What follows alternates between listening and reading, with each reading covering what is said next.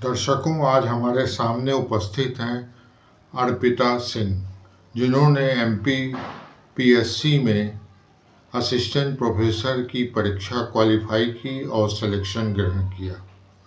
आज हम उनसे कुछ बात करेंगे। अर्पिता जी, सबसे पहले आपको बधाई देंगे इस सफलता पे। Thank you so much sir. अब हम आपसे जानना चाहेंगे कि आप इस परीक्षा की सफलता का श्रेय किसको देना चाहेंगी? सर, मैं इस परीक्षा में सफलता का श्रेय अपने माता पिता, अपने गुरुजनों को देना चाहूँगी और उसके साथ साथ भगवान को देना चाहूँगी। ठीक है बेटा। अच्छा, जब आपको रिजल्ट मालूम पड़ा तो आपको कैसा महसूस हुआ? मैं बहुत खुश हुई क्योंकि सर ये अदर स्टेट का एग्ज़ाम है। मैं उत्तर प्रदेश से बिलोंग करती हूँ, ये मध्य प्रदेश का एग्ज़ाम था। तो मतलब चांसेस मुझे लगता था कि बहुत कम हैं अदर स्टेट की वजह से, इसलिए मेरी खुशी बहुत ज़्यादा थी। इंटरव्यू में आपका कैसा दौर गुजरा? सर, इंटरव्यू की प्रिपरेशन में तो मतलब बहुत डर लगता था कि पता नहीं होगा कि नहीं होगा, और लेकिन सर जो मेरा इंटरव्यू था वो बहुत अच्छा हुआ था। लगभग 25 मिनट का इंटरव्यू चला था सर, और उस इंटरव्यू में मैंने एक भी जगह पर सॉरी नहीं बोला। जितने भी क्वेश्चन मेरे से पूछे गए PSC के मेंबर्स द्वारा और जो सब्जेक्ट एक्सपर्ट थे उनके द्वारा जो भी क्वेश्चन पूछे गए, सबका मैंने बखूबी जवाब दिया। और बोर्ड टीचिंग भी करवाई गई थी। वो रैंडम अपने से इकोनॉमिक्स के टॉपिक दे रहे थे और उसको आपको बोर्ड पे टीच करना था, तो वो भी मेरा बहुत अच्छा रहा सर। अच्छा, जी सर। आप अन्य और स्टूडेंट को क्या एडवाइस देना चाहेंगी?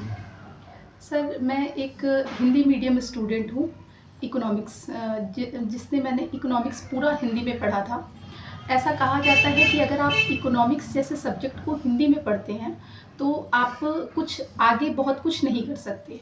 मैं उन सभी स्टूडेंट को ये कहना चाहूँगी जो भी हिंदी मीडियम से हैं, साथ साथ इंग्लिश मीडियम से भी हैं, कि अगर आप मेहनत करते हैं तो कोई भी ऐसी चीज़ नहीं है जो आप नहीं कर सकते। तो बस मेहनत, चाहे हर एक सफलता का विकल्प सिर्फ और सिर्फ मेहनत है। मेहनत से कुछ भी किया जा सकता है। संजोग से आप मेरी स्टूडेंट भी रही हैं। जी सर। आपका अनुभव कैसा रहा? सर, बहुत अच्छा अनुभव रहा। सर, मैंने BA में हर साल आपके यहाँ से कोचिंग किया था। मैंने MA में भी आपके यहाँ कोचिंग किया था। सर, इकोनॉमिक्स की जो छोटे-छोटे पॉइंट्स, जो बारीकी है, वो सर आप ही ने मुझे सिखाया। और सर मतलब इलाहाबाद जैसे प्रयागराज शहर में हिंदी मीडियम में सबसे बेस्ट टीचर मुझे तो आप ही लगे, जितना मैंने पढ़ाई की अपने BA के दौरान। और उसके बाद जितने भी टॉपिक थे उसको बहुत सिंपल तरीके से आप बहुत ही मतलब इस तरह से एक्सप्लेन करते थे कि आम भाषा में अगर किसी को इकोनॉमिक्स के बारे में कुछ नहीं पता है उसे भी समझ में आ जाता था कि लॉ ऑफ डिमांड क्या है। या आज भी मुझे याद है सर, आपने BA पार्ट 3 में आपने कुर्नो का जो नियम है, वो कुर्नो मॉडल, वो आपने मुझे पढ़ाया था, कुर्नो मॉडल। और वो इस तरह से आपने एक्सप्लेन किया था कि वो डायग्राम आज भी मुझे बहुत अच्छे से याद है कि किस तरह से ये कुर्नो मॉडल या बर्टन मॉडल, स्टेकलबर्ड मॉडल, ये सारे मॉडल एकदम मुझे टिप्स पे क्लियर थे। इसके साथ आप कुशाग्र बुद्धि की भी हैं, जी सर। जिससे कि आप जल्दी कैप्चर कर लेती हैं।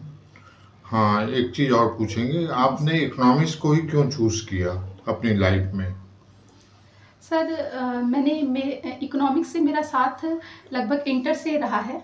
मैं इंटर में ही अपने जो इलेक्टिव सब्जेक्ट होते हैं उसमें मैंने इकोनॉमिक्स को चूज़ किया था।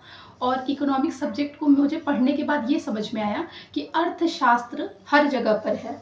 अर्थशास्त्र, अगर कहीं पर भी हम धन की बात करें, प्रबंधन की बात करें, किसी भी प्रकार के प्रबंधन की बात करें, और सीमित संसाधनों में कैसे अपनी असीमित आवश्यकताओं की पूर्ति हम कर सकते हैं, ये सिर्फ और सिर्फ हम अर्थशास्त्र के माध्यम से ही सीख सकते हैं।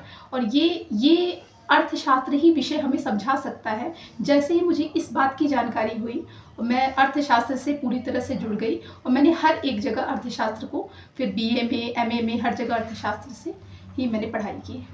एक नया टॉपिक आया है आजकल। जी सर।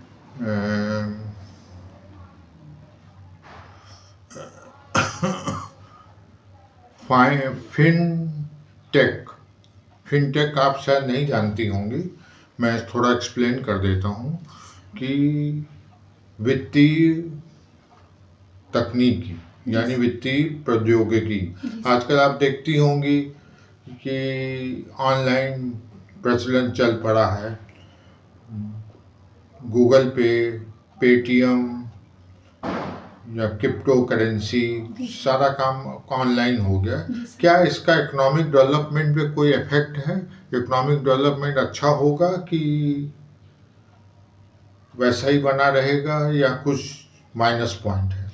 सर इसके प्लस और माइनस दोनों पॉइंट हैं, लेकिन अगर हम देखें कि अगर ये क्रिप्टो करेंसी और जैसे कि अगर ये हमें मतलब वित्तीय चीज़ों में अगर हम बात करें, मतलब हर जगह पे अगर इसका यूज़ होगा तो सर इसके फ़ायदे अधिक मात्रा में हैं नुकसान की तुलना में, अगर हम कह सकते हैं इस तरह से। हाँ, मतलब देश के इकोनॉमिक जी डेवलपमेंट में सर, ये बहुत अच्छा कंट्रीब्यूशन। कंट्रीब्यूट करेगा। आप अपने स्टूडेंट को जो पढ़ाएंगी, जी अब सर। तो आप कुछ दिनों में डॉक्टरेट भी ले लेंगी, डॉक्टर अर्पिता सिंह हो जाएंगी। जी सर। आप अपने स्टूडेंट्स को जो पढ़ाएंगी उसमें आप किस बात का ध्यान रखेंगी कि सारे स्टूडेंट को समझ में आ जाए कि फॉर्मेलिटी का पढ़ाने की कोशिश करेंगी? नहीं सर, मैं यही कोशिश करूँगी कि हर एक स्टूडेंट, बल्कि जो मेरा कमज़ोर स्टूडेंट मेरे क्लास का होगा उस पे मैं अधिक विशेष ध्यान दूँगी, क्योंकि सर अगर हम पढ़ाते हैं तो जो जिनका शार्प माइंड है, जिन बच्चों का, उन्हें तो बहुत आसानी से चीज़ें समझ में आ जाती हैं, लेकिन जो बच्चे ऐसे हैं जिनको समझने में समय लगता है, उन्हें मैं क्लास के बाद भी बुला करके और समझाने का प्रयास करूँगी। और यही एक अच्छी बात है, होनी चाहिए। जी सर। और एक बात और आपके अंत में, आप अपने फ्यूचर के बारे में और क्या प्लानिंग कर रही हैं? सबसे पहले तो सर मैं इस समय लखनऊ विश्वविद्यालय से पीएचडी कर रही हूँ, तो सर मुझे उसे कंप्लीट करना है और डॉक्टरेट की डिग्री लेनी है।